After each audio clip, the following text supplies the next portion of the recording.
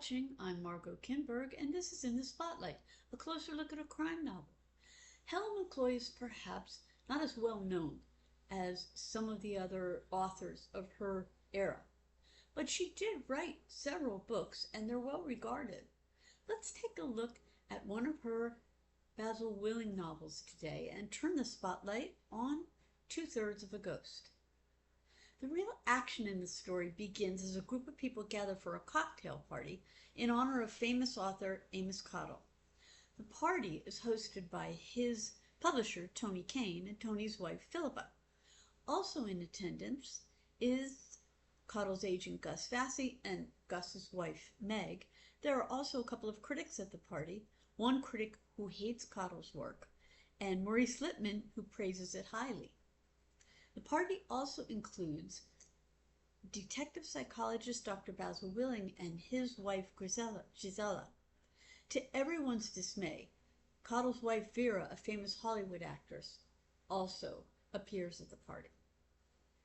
Right from the beginning, there's tension. Cottle and his wife have had a rocky marriage, although they were recently said to be reconciled. And Vera is rude, overbearing, and very much a diva, so no one much likes her. Still, the party goes on. Then, Cottle suddenly dies of what turns out to be poison. The investigation gets underway, and since Willing was at the party, he's got first-hand knowledge of what happened, and he begins the work of solving the puzzle. It won't be easy, though. For one thing, it's hard to see how someone could have poisoned Cottle's whiskey without anyone noticing. And no one else was harmed, so the bottle itself couldn't be tainted.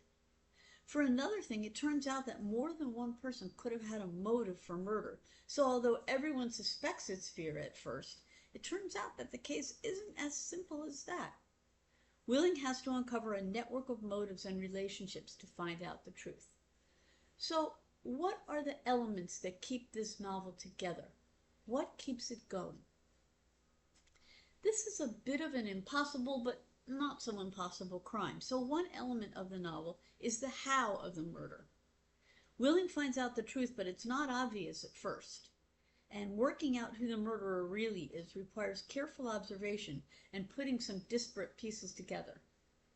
This isn't a novel that's wholly focused on logistics, though. The various people involved in Cottle's life have their own backgrounds, relationships, and personal motives, so psychology plays a role in the novel too. The novel takes place within the world of publishing, and McCloy makes some very witty observations about what it takes to write a bestseller, publish it, and so on.